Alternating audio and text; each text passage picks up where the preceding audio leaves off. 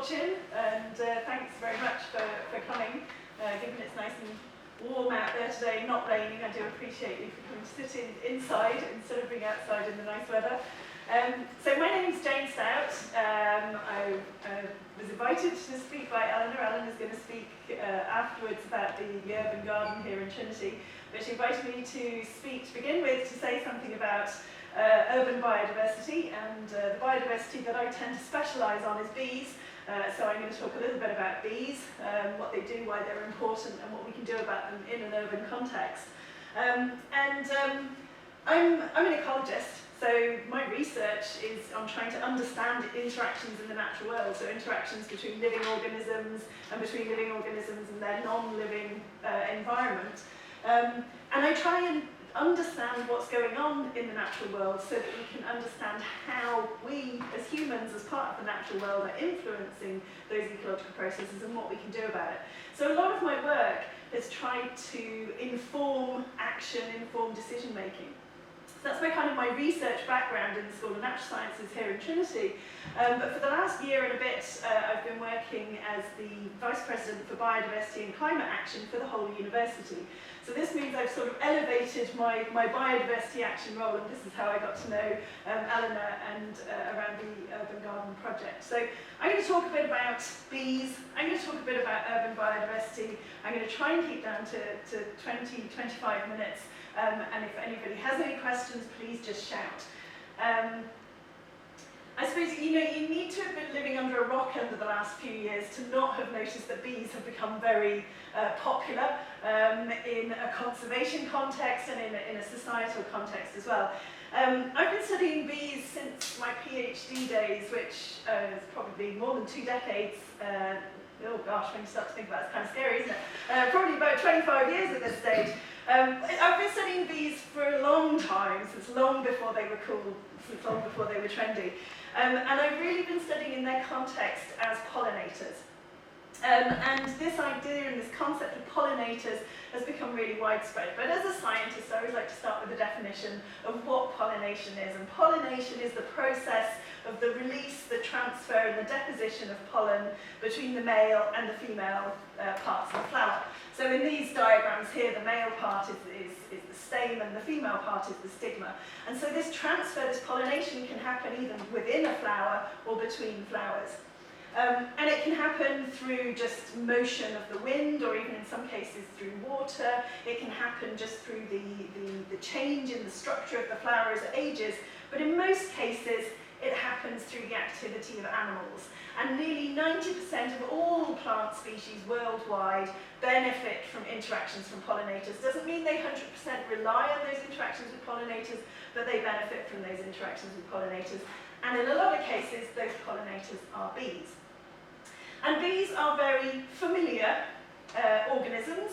We often describe them as aesthetic insects, bees and butterflies, insects that people actually like, is what we're talking about here. So a lot of people will say to me, oh, you work on bees, oh, that's terribly important. Well, they do now. When I first started, I said I worked on bees, they thought I was mad, but that's terribly important. And then they turn around and go, yeah, but I don't like insects. So bees are the poster child of the insect world. And there's lots of different species. In a lot of cases, when we see the Save the Bee campaigns, and we think about bees, we think about hives, we think about honey. Honeybees are only a tiny proportion of the bee biodiversity worldwide. There's 20,000 species of bee worldwide, about 2,000 species of bee in Europe, and 100 different species in Ireland. And I put this selection of pictures up here because these are all, they're not all bees, but they're all flower visitors from my back garden. So a suburban back garden on the east coast of Ireland has a huge diversity of flower visiting insects. So I've counted half a dozen species of bumblebee, the honeybee, the European honeybee that we have here in Ireland, at least one species of leafcutter bee, some mining bees, and various other, maybe 20-odd species of hoverfly, half a dozen species of butterfly, and all sorts of other invertebrates. So our gardens, our urban gardens, are teeming with life. They're teeming with biodiversity. And when we talk about pollinators, basically any animal that visits a flower to do whatever it's doing, usually collecting food, if it picks up transfers and deposits pollen on another flower, it acts as a pollinator. So when we think about pollinators, that word pollinators, it's a very botanocentric view of this group of animals. They're a group of animals that act as pollinators because of whatever they're doing. Most of these animals on these pictures are visiting flowers to collect nectar and pollen for energy and for protein, for nutrition. But if you're eagle-eyed, you see the middle picture, the middle row on the right-hand side is a crab spider. And this, you wouldn't traditionally think of a spider as a pollinator. What this creature does is it sits on a flower, sort of blends in, camouflaged into the background, and it just waits for some unwitting other flower visitor to come along, at which point it grabs it and eats it. So these are kind of these stealth predators that use flowers. Now if that crab spider moves from one flower to another, in the process of looking for a better spot to hunt, and if it transfers pollen while it's doing it, it's a pollinator. So when we think about pollinators, it's a very wide and diverse group of animals, not just insects. In Ireland, it's mostly insects, other parts of the world, birds, bats, and all sorts of other animals. But I suppose, as someone who's worked on insects for the whole of my professional career, I have to say it's not just about pollinators. Pollinators have become the poster child of insects, especially bees, as I say.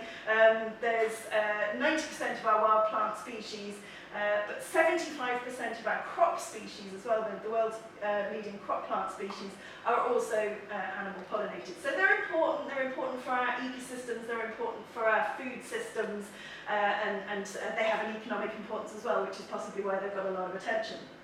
But it's not all about pollinators.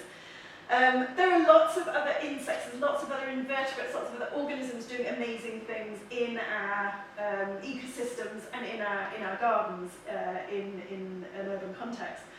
So these little guys, dung beetles, really important, really fascinating insects. Most people know about dung beetles because they have this amazing ability to navigate using the moon and stars or something anyway. They can navigate at night.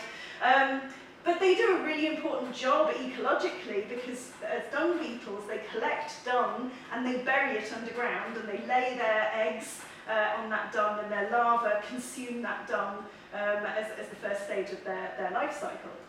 And by burying that dung, these dung beetles are doing the really useful job of cleaning up fields full of dung so it reduces spoiling. And they're contributing to recycling those nutrients that have come from the dung and getting it back into a form that plants can use and grow again. And it also can help to reduce pest and disease in pastures. Other insects are fantastic population regulators, so things like ladybirds, lacewings, parasitic wasps, ground beetles, spiders, they all feed on other insects and they can act as really good natural enemies in terms of preventing a potential pest build-up. So we talk about them as population regulators. They kind of stop any pest population or potential pest population from getting out of control and becoming pests. And ladybirds are definitely the gardener's friend in terms of their ability to consume aphids, not only as adults, as the beautiful shiny adults here, but also as very voracious predators in their larval stages as well.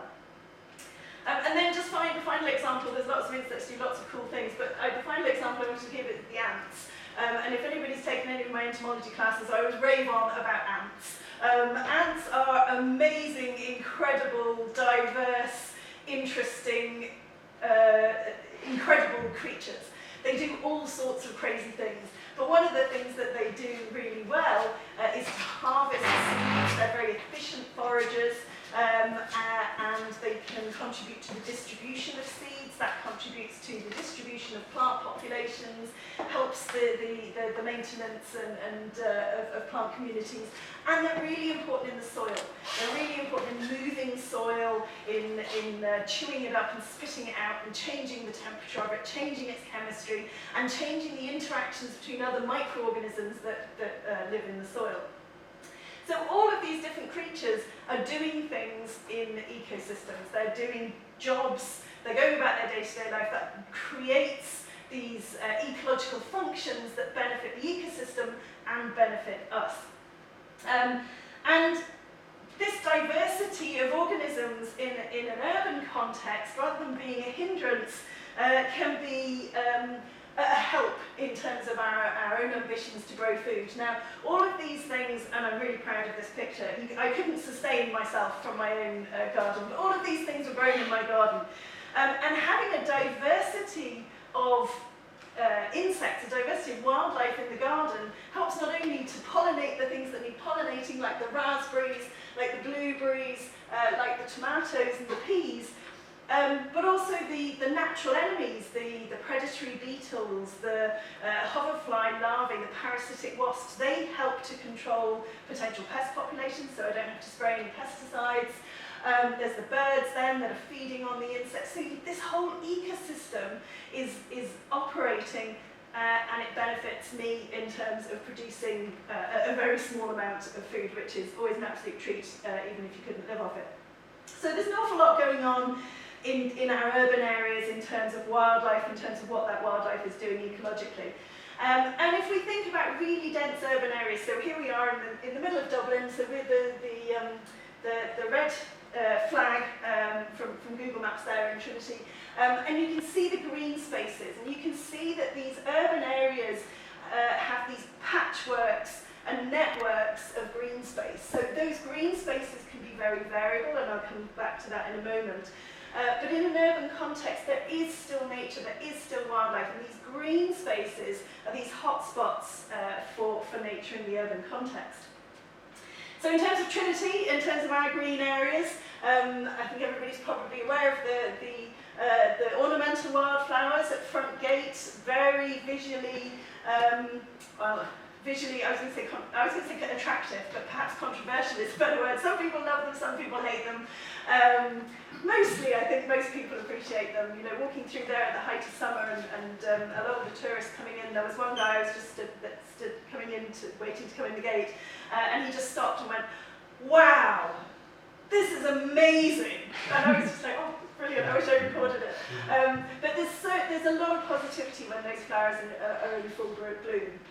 They look a bit messy now, and that's because we're waiting for the seed heads to drop the seed so that we can keep the ecosystem going. But you know, nature isn't always tidy. We've had various other areas in college where we've changed the mowing regime or changed the way we're managing the grasslands or the formal planted areas. We have a lovely new biodiversity pond, so when you come into Trinity through the Nassau Street gate, if you look down to the left, you see the new wildlife pond that's down there. And of course we have the wonderful urban garden, which Eleanor's going to talk about in a moment. And all of these green spaces that we have on our little patch of urbanness in the middle of Dublin contribute to this network across the city. And so we're intentionally linking up with others to try and link up those green spaces. So on the left here we have the Green Pierce Street group. So this is a group of businesses, of organisations that have a physical footprint on Pierce Street, and of course Trinity has a very long physical footprint on Pierce Street, all the way virtually from College Green all the way down to the docks, the Grand Canal dock. And there's lots of other businesses, and we've come together and said we want this street to be green. Actually green, so to have more trees, to have more urban nature, but also more green in terms of the way people behave on that street. So more pedestrianisation, less lanes of traffic, fewer lanes of traffic, you know, more embracing of sustainability principles along the street. So we've come together to try and get that to happen, and the Lord Mayor launched this network just earlier this year. And the Lord Mayor, the former Lord Mayor, she just finished her term, Caroline, also launched this initiative for Dawson Street to connect Stephen's Green with Trinity College, two green spaces in the middle of the city, Dawson Street as a corridor, and they came up with this idea of Dawson Street as a pollinator corridor, and they've called it Dublin's buzziest street, which I love a good bee pun, so that went down well. So the idea is, I guess what I'm saying is that in an urban context, we've got lots of different kinds of green space, and they connect together to make up our urban biodiversity. So if we look at all these different kinds of green spaces we have across the urban context, they're not all the same, they're not all a lawn, they're not all, excuse me, a wildflower meadow, they're not all a forest. Lots of different types of green space. And that is biodiversity. That in itself is biodiversity. And then those different types of green space support or are home to different insects and fungi and birds and other animals and plants. So that creates our urban biodiversity. And we know that nature is important to us. We know that it provides our life support system, helps with the production of food and other goods and materials. But is diversity important? This is what people often ask is, in an urban context, in a rural context, an agricultural context, why do we need that diversity? Do we not just need green and a few species and we'll look after them? How far can we push it?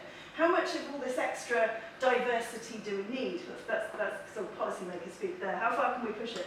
And I suppose from the research that we do, looking at these interactions in different contexts and different places, we find that overwhelmingly diversity does matter. So these two graphs here show the relationship between biodiversity along the x-axis, so in terms of the number of species of pollinator or the number of species of natural enemies, these are in agricultural systems, and then the value or the services or the benefits that we get from that biodiversity on the y-axis, so on the left pollination and on the right this natural pest control that I was talking about, these natural enemies providing pest control. And this study is actually one that brought together hundreds of data sets from all over the world, from a huge range of contexts. And in ecology, you often find if you bring lots of different bits together, there's so much variation you can't see the patterns. We were amazed when we saw these patterns. Really, really clear and strong relationships. As you increase biodiversity, you increase that amount of pollination, you increase the amount of natural enemy predation on crop pests. So it's a really strong argument for maintaining biodiversity. And again, this is another example from another study that I wasn't involved in. This time it's diversity of plants in grasslands. And what they showed here is if there is increased diversity in a grassland, so more different species in a grassland, then that system is better able to cope with climate change, so fluctuations in temperature, fluctuations in rainfall. So systems are able to bounce back. They can cope better with these kind of perturbations if the system is diverse. So diversity is important, and there's lots and lots of studies and lots of examples that I could give you. I just wanted to pull a couple out there to say that we don't just need nature. We don't just need nature in the countryside. We need nature in an urban context, and we need that diversity of nature. And when we've got that diversity of nature, so in an urban context, for example, we get all of these benefits. So if we look at the benefits that are provided by urban green areas, yes, of course, we get the production of oxygen. None of us would be here without plants and their respiration and their photosynthesis that produces oxygen. And they also sequester carbon. They help to avoid the urban heat island effect, or at least bring it down. And as summers get hotter, this is going to become more and more important in an urban context. They can help to lower noise levels, recycle nutrients, increase our property values, provide habitat for wildlife, mental and physical well-being and health. And there's just loads and loads of benefits associated with urban green areas and with particular kinds of urban green area. And there are ongoing research projects at the moment to try and determine what kinds of urban green space and what are people's resistance to things like urban street trees. You know, on the one hand, it's wonderful. You've got shade, you've got amelioration of temperatures, you've got absorption of carbon dioxide, you've got emission of carbon, you know, you've got of oxygen. Sorry. You've got buffering of noise. There's lots and lots of benefits, and yet people will still pick up the phone and complain that the tree on their street is causing the pavement to runkle up. So it's like, how do we trade off all of these benefits and all of these perceived costs? So that's something that's interesting in an urban context, because of course urban areas are for people. They're full of people. They are for people. So we have to manage urban biodiversity in a way that is compatible with people using those spaces. So I'm going to go back to the bees just for a moment before I finish. And you know, I've said that urban areas can support lots of biodiversity, that biodiversity is really important for providing us with lots of benefits. But I think everybody's probably aware, if you're coming to this seminar, you probably have an interest in biodiversity and know that it's in trouble. If we go back to our bees, we've 100 species of bee in Ireland. I'm missing one species off my list. There's 78 solitary bees. And 1/3 of those species is officially classified as at risk of extinction from Ireland. It's a huge proportion, 1/3 of species. So globally, it's thought that about 1 in 8 species are at risk of extinction. We've 1/3 of our bee species at risk of extinction. And it's not just the bees, unfortunately, that are in trouble. Butterfly species are also showing declines. Hoverflies, which are other important pollinators, they are gradually, their communities are changing. So the most common species are becoming more dominant in the communities. So it's not necessarily a loss of species that's a problem, but a change in the composition of the community. The community structure changes, then what that system delivers as an ecosystem also changes. But the problem with determining decline or loss in biodiversity is you have to know what was there in the first place. And for most insects in particular, and actually for most organisms apart from vertebrates, we don't know what was there in the first place.